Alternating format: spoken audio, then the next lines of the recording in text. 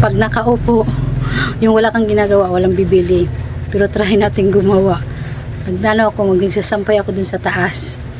Panaibili po na ako akit baba. Pero ngayon nakaupo lang ako dito. Walang nabili ni isa. Di ba? Kaya nasa taas talaga ako sunod-sunod din. Una, may bumili na nagpa-cash out. Pangalawa, may bumili ng kala powder. Sumunod may bumili lemon. Sumunod may bumili marshmallow. Sumunod may bumili na namang honey. O di ba? Tapos ngayon nakaupo na lang ako dito. May ako akyat. Wala namang nabili. Relate ba kayo yan mga katindera? Ano yun? Magkano? 200.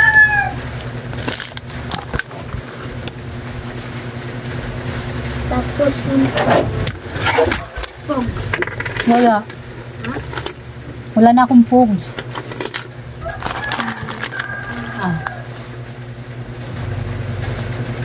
Latap sa lang yung gusto.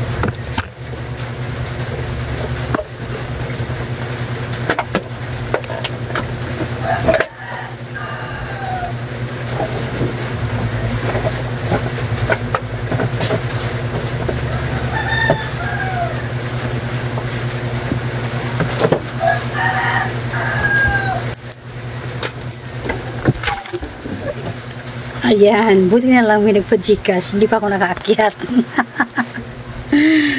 Ay, buhay. Natatawa na ako sa sarili ko.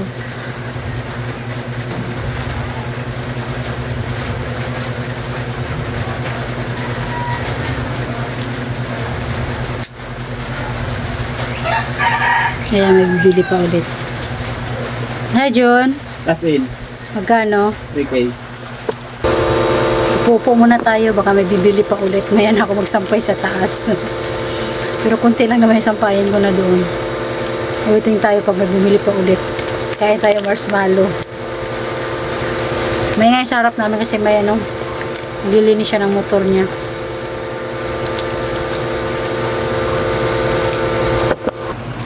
Guys, sa ano nyo po, sa Gcash, magkano po yung mga patong nyo doon?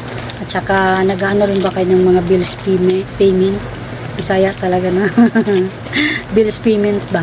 Kasi ako, pag bills payment talaga, kahit gaano pa kalaki, 10 lang talaga ang patong ko. Di na ako nagpapatong ng ano. Kasi, yun ang kasi inaano nila dito sa mga customer din na iba na, kasi kisyo daw doon, kasi ganyan doon sa may labasan, 10 din naman ang patong nila. Kahit gaano pa kalaki yung ano, 10 din yung iba. Yung iba, hindi pare-parehas. Kasi yung iba, binibase lang din nila kung magkahan ba. Yung Gcash natin ay 500, 5 pesos din ang ano, or 10 pesos din ang patong. Tapos kung halimbawa bill nila is 500, ganun din yung ano nila, 5 pesos or 10 pesos yung patong nila. Kung tataas din, halimbawa 10,000, 20 ang patong nila sa bills payment nila, ganun. Sa Gcash ko kasi, ano, mula, kahit pa ano yan, kahit pa 5 piso hanggang 100, piso lang talaga yung ano ko dyan. Piso lang talagang patong ko dyan. Basta mula piso hanggang 100 piso. Di syempre, pag 101 to 200, 2 piso ang patong ko. Yung piso lang yung ano ko. And then, halimbawa kung umabot sila ng 5,000, babaan ko na yan. Kasi ganun din ang ginagawa ng iba dito. Kahit sinabi mo, ano, kasi yung iba, lumilipat ng iba kong customer eh. Kaya kailangan ko makipagsabayan. Di bali na ba sa makipagsabayan, go pa rin, ano pa rin naman yung Gcash natin, napupunta pa rin naman sila dito. Kaya yun ang ginagawa ko. 5,000 ko ay ginagawa ko ng 25 pesos. Kumbaga yung 1,000 ko ay 5 pesos na lang, hindi na 10 pesos. Pagdating ng 5,000. Pero pag 49 yun. Diba? Ganun lang yung ano ko, 38 pesos, 3,800, 38 lang yun. Ganun.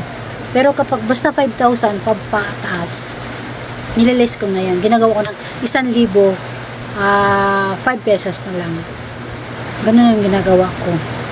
Kaya yung ibang tao na hindi naman taga rito, o ano, dumadayo dito sa akin, dinadayo yung ano ko, tindahan, dahil ganun ang patong ng Gcash ko. Yung iba nga sabi nila, taga Carissa sila, medyo malayo-layo dito. Yung dati nakatira dito, tapos lumipat na sa ano, pupunta pa rin dito para mapa-Gcash lang sa akin. Ganun ang ginagawa nila. Kaya pasalamat pa rin ako sa mga customer ko dati. Kahit minsan, di ba iwasan, nagsusungit ang tindera nyo. Lalo na pagbata. Nagsusungit din ako minsan, lalo na pagpagod. No? Kasi ang akala ng iba, madali lang magtindahan. No? Hindi ka naman nagtitindahan para yumaman agad, di ba? Yumaman, hindi ganun. Nagtitindahan ka para makatulong sa asawa mo at hanap buhay, di ba? Para kumita. Para hindi naaasa sa sahod ng asawa. At least, may sarili kang kita, di ba?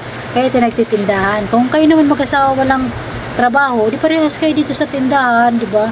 Nagtutulungan, mas maganda, no? Kaso kami hindi pwede walang trabaho isa sa amin mag-asawa kasi dalawa yung college namin. Yes, dalawang college namin ngayon. Isang third year tsaka isang first year. Yung isa nasa private, yung isa naman public lang. Nasa, kung alam niyo yung Kabso main sa Indang, Cavite University, nandun yung panganay ko. Hindi yung pangalawa ko nasa inyo, National University, Dasma siya. Doon siya nag-aaral. Dalawa ang college namin at isang grade 2. Diba? Kaya kailangan may trabaho yung isa, tas ako dito sa tindahan. Parang ganun. Kasi kung naranasan ko rin naman na nawala ng trabaho yung partner ko, mga 1 taon din mahigit. Pero tumutulong yung mga kapatid ko sa akin. Kasi kung wala yung mga kapatid ko, kaya pasalamat na lang din ako sa mga kapatid ko na tinutulungan nila ako, di ba? Kasi kung hindi dahil din sa kanila, nga din kami mag-iina. Kaya pasalamat talaga ako sa kapatid ko na tinulungan nila ako ng bonggang-bongga. Alam niyo na yan, di ba? Salamat sa inyo na tinulungan niyo ako. Yung bunso, hindi man ako tinulungan, pero ako naman din ang tumulong sa kanya minsan. Di ba? Ganun lang. Pero yung dahil talaga yung mga kapatid ko, yung nasa Norway at saka yung lalaki, tapos yung isang babae, yan, tinutulungan nila ako. Pag may kailangan ako, humihingi ako ng kasi hindi rin talaga sapat ang isang tindahan. Pag, siyempre may mga bayarin tayo sa tapos may estudyante ka pa, hindi rin sapat. Pero at least ako, magpupursige din naman ako na makapag yung mga anak ko, makapag-aral talaga. Yun ang namin, kahit mga kapatid ko, pinupursige na makapagtapos yung mga anak ko. Kasi proud na proud din naman kami sa mga anak ko, yung dalawa. Kahit hindi man sila laging honor, kahit hindi man sila, yung laging may achievement, tawag yan, basta laging honor sa school. At least nakikita namin kung gaano sila napupursige sa kanilang pag-aaral. Yung pangalawa, mas proud ka kung pwede ko yes, nakaka-proud talaga yung pangalawa ko kasi bukod sa magaling siya sa school, maano yun naman na magaling sa school, minsan perfect siya sa exam sa ngayong college na siya, nakaka-perfect siya ng exam sa nila, and then ang grade niya ay mataas naman talaga. Umaga daw sa high school yun is mga 90 plus ang grade niya, kasi ako di talaga ako nakapag-college, ALS graduate lang po ako. Nag-ALS ako, and then yung tatay nila high school graduate, ako nag-ALS kasi second year high school lang yung natapos ko, and then nag-ALS ako dito sa Tansa Cavite. Dito ako nagtapos ng ALS, dito ako nag-aaral. Kaya yung mga anak ko, sabi ko mag-aral talaga sila, pero sige nila makakatapos sila. Kahit wala man lang honor, kahit wala man lang ang tawag niya mga dinlister na yan, natawag nila, okay lang. Basta makapagtapos lang sila. Proud na proud kami sa kanila. Lalo na kung may marating kastila sa buhay nila para hindi na sila magiging tulad namin. Lalo na maliit kami na sobrang hirap ng buhay namin as in talagang sobrang hirap ng buhay namin. Tsaka sa papa din nila. Kaya sabi ko mag-aral sila para hindi na sila matulad sa amin. Pero, di ba, kapalaran na nila yan. Kung talagang magtapos sila, tapos kapalaran nila yan, wala tayong magawa. Pero kung kapalaran nila na umangat sa buhay, mas masaya. Di ba? Kayo, anong kwento niyo? Haba ng kwento.